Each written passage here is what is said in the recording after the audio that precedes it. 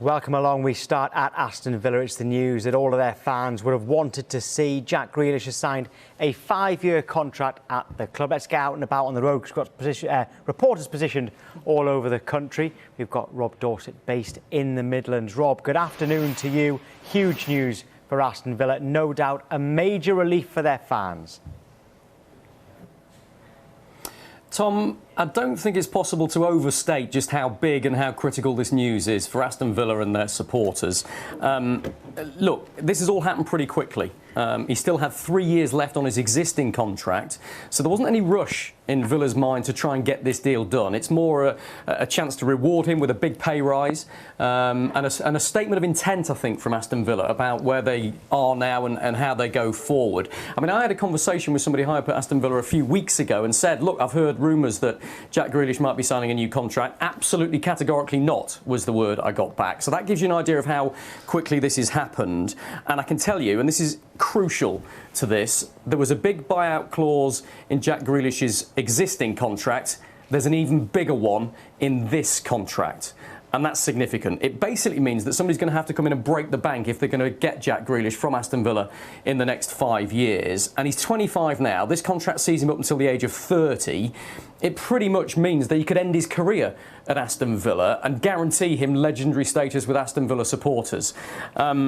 I mean, look, he's been at Villa since the age of 6, such a key part of their plans. But as I say, that statement of intent is absolutely critical. I know of a number of players that Villa were interested in signing who wanted to know whether Jack Grealish was still going to be part of the club going forward. If Villa were prepared to sell Grealish, was it a slight on their ambition and maybe damage their ability to attract players? Keeping Jack Grealish makes them a much more attractive proposition for bringing players in. And look, have a listen to what the chief executive Christian Purslow said, because this absolutely sums it up.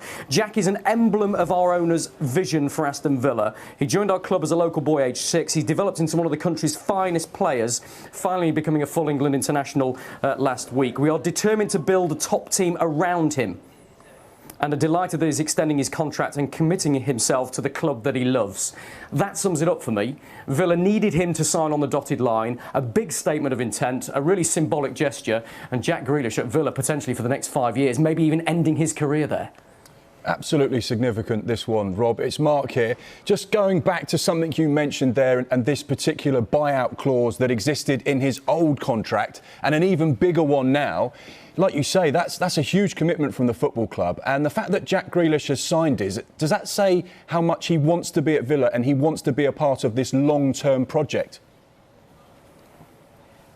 Absolutely, exactly that, because there was no balking on Jack Grealish's part at the inclusion of that buyout clause in his new contract. If he still thought, OK, look, I'll take a big pay rise and I might want to leave Villa in a year, 2 years' time if somebody comes in for me, then he would have fought against that with his representatives of the big buyout clause in this new deal. He hasn't done that, and it now makes it very difficult for a big club to come in and poach him. Mark, I think one really significant thing for me here is that Jack Grealish was called up and finally played for the England team last week. Christian Purslow made reference to it, didn't he, the Villa chief executive?